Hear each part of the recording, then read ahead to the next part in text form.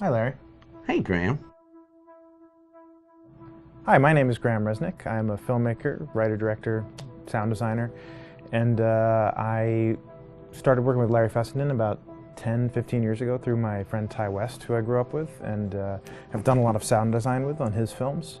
And he was producing Ty's films at the time, and Ty introduced me to Larry. Larry produced my first feature, and we've written together on several projects. My name is Larry Fessenden. I'm a filmmaker. I run Glass Eye Pix, which is an independent production company out of New York. We make indie movies, a lot of scary movies as well. I got a call to audition to write this video game. And I called my pal Graham Resnick because Graham's a gamer. And while I thought I could offer something to the idea of writing this multi-branching story, I knew that I would want Graham's expertise as a lover of gameplay, since I guess games were started. So and just as a lover. And as a lover, yes. Just why there's so many sex jokes in the game. There was one Italian website that did say the Larry Fessenden right. and Graham Resnick, the two lovers behind Until Dawn. Come here. Maybe I know how to handle you too.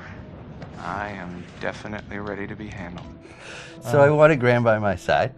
Yeah, and we got the gig, and it's been an amazing ride. Oh, hell yeah. Oh my god, she's taking her shirt off. What? Oh my god.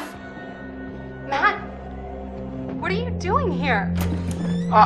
Hannah. I'm sorry, Hannah. This all got out of hand, but... So in the game, the basic setup is that a year prior to the game's start, all these kids had gone up to a ski lodge that was owned by the parents of one of the kids, or a couple of the kids, and some of the teenagers played a prank on some of the other teenagers, and a terrible tragedy occurred when a few of them, two sisters, ran out into a blizzard, and were never seen from again.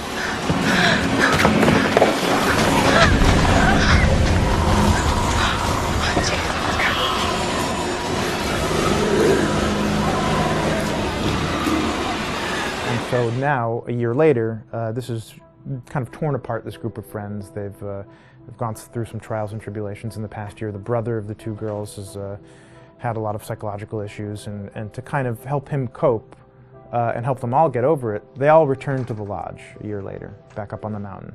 And the idea is to get over it, but... the healing does not begin.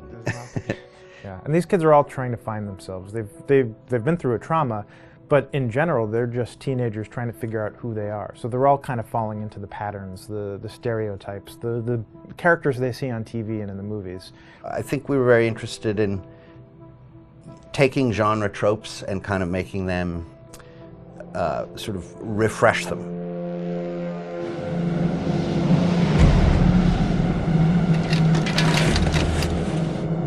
Hey, did you see that?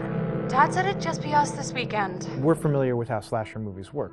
Most people have seen some horror movies, and we have established notions and preconceptions about the roles of the players in horror movies and how they talk and how they get killed and how they have sex. And to bring you into the game that way and then subvert a lot of those expectations was kind of our goal. They're haunted by some incident that happened in their past, which I think you pretty much figure out that that's going to have a role in their interaction. Yeah, so I think what was fun was we take some sort of stock characters and we try to give them some shape, but at least at the beginning they're recognizable in the way of groups of friends. There's, the jock and the bitchy girl and the rivalries between everyone. And oh my gosh, and really fun characters too. Like we just had so much fun living in the minds of these characters through writing the script. What do you think?